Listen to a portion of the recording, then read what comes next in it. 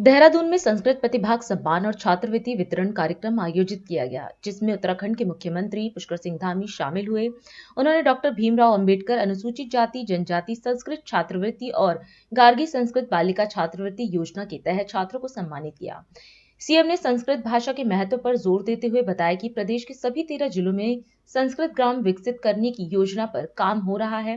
साथ ही संस्कृत के प्रचार प्रसार के लिए उत्तराखंड संस्कृत अकादमी हरिद्वार द्वारा भी महत्वपूर्ण कार्य किए जा रहे हैं। आज मुझे इस विशिष्ट संस्कृत छात्र प्रतिभा सम्मान समारोह में हमारी गौरवशाली परंपरा के आप सभी ध्वजवाहकों के बीच उपस्थित होकर अत्यंत ही हर्ष की अनुभूति हो रही है। आप सभी हमारी सांस्कृतिक परंपरा की मसाल को पुनः जागृत करने का अद्वितीय कार्य कर रहे हैं। इसके लिए मैं आप सभी को हृदय से आप सबका आभार व्यक्त करता हूं। मैं आज इस कार्यक्रम में सम्मानित होने वाले सभी विद्यार्थियों को भी हार्दिक बधाई देता हूं, शुभकामनाएं देता हूं और उन सभी के उज्जवल भविष्य की कामना करता हूं। इस प्रकार का कार्यक्रम न केवल संस्कृत भाषा के गौरव को पुनः स्थापित करने की दिशा में एक प्रयास सिद्ध होगा, बल्कि आने वाली पीढ़ियों में संस्कृत भाषा के रुझान के लिए भी, पीढ़ी दर पीढ़ी इस भाषा को आगे बढ़ाने के लिए भी बहुत महत्वपूर्ण भूमिका निभाते हैं। अच्छा होता कि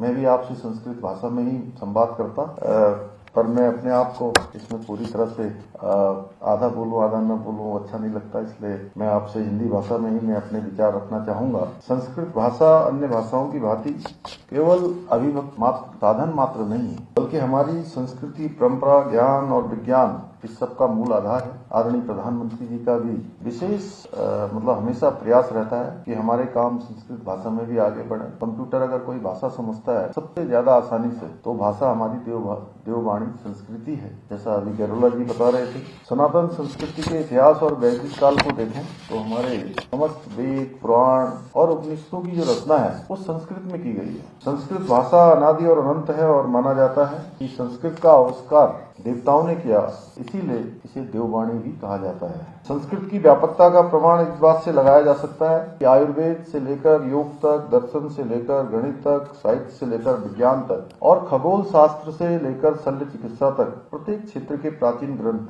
संस्कृत में ही रचे गए हैं। सम्राट विक्रमादित्य के समय तक संस्कृत आम बोलचाल की भाषा हुआ करती थी, परंतु कई सदियों तक विदेशी आक्रांताओं के आक्रमण के कारण, उनका शासन होने के कारण एक बड़ा दुष्परिणाम ये भी रहा कि हम अपनी मूल भाषा से धीरे धीरे दूर होते चले गए। भाइयों बहनों, आदरणीय प्रधानमंत्री श्री नरेंद्र मोदी जी के दूरदर्शी नेतृत्व में भारत की जो समृद्ध सांस्कृतिक विरासत है, उसके संरक्षण के लिए, उसके संवर्धन के लिए प्रतिबद्ध होकर निरंतरता से आज देश के अंदर काम किया जा रहा है। आज संस्कृत भाषा के प्रचार प्रसार के लिए भी अनेक योजनाएं देश में संचालित की जा रही है और इसी उद्देश्य के साथ नई शिक्षा नीति में संस्कृत को आधुनिक और व्यवहारिक भाषा के रूप में स्थापित करने के भी विशेष प्रयास किए गए हैं। आज स्कूली पाठ्यक्रम में संस्कृत भाषा को विशेष स्थान देने के साथ ही संस्कृत विश्वविद्यालय को आधुनिक संसाधनों से युक्त बनाया जा रहा है, उनको सुसज्जित किया जा रहा है, हर प्रकार से नवाचार किया जा रहा है, साइंस एंड टेक्नोलॉजी के साथ उसको आगे बढ़ाने का प्रयास किया जा रहा है।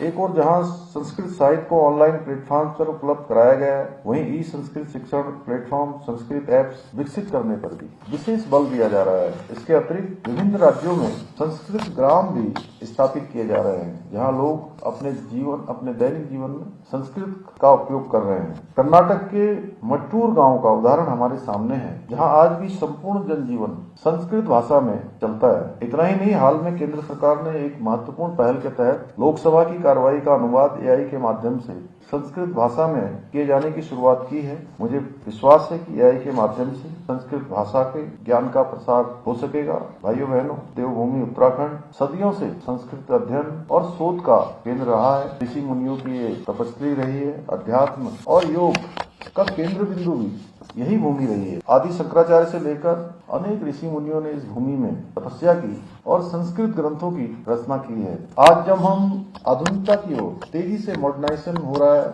ऐसे में हमारी सरकार का प्रयास है संस्कृत की पवित्र ज्योति की उत्तराखंड में इसको प्रज्वलित किया जाए। हर दिशा में हमारी संस्कृत भाषा आगे बढ़े, ये हम सभी के लिए गौरव का विषय है। उत्तराखंड में संस्कृत को तृतीय राजभाषा का दर्जा भी प्रदान किया गया है। हमारी सरकार विद्यालयों में संस्कृत शिक्षा के प्रचार प्रसार के लिए संकल्पित होकर कार्य कर रही है। इस क्रम में हमने पहली बार गार्गी संस्कृत बालिका छात्रवृत्ति योजना की शुरुआत की गई है, जिसके माध्यम से संस्कृत विद्यालयों में पढ़ने वाले सभी वर्गों के छात्राओं को प्रतिमाह वर्ष में 3012 रुपए प्रति वर्ष की छात्रवृत्ति भी प्रदान की जा रही है। साथ ही भीमराव अंबेडकर अनुसूचित जाति एवं जनजाति छात्रवृत्ति के माध्यम से भी SC और ST वर्ग के संस्कृत विषय के विद्यार्थियों को भी इतनी ही राशि आर्थिक सहायता के रूप में प्रदान की जा रही है। यही नहीं, संस्कृत भाषा में उत्कृष्ट प्रदर्शन करने वाले विद्यार्थियों को संस्कृत छात्र प्रतिभा सम्मान योजना में सम्मानित भी किया जा रहा है। इसके अंतर्गत हाई स्कूल और इंटरमीडिएट परीक्षाओं में सर्वोच्च स्थान प्राप्त करने वाले विद्यार्थियों को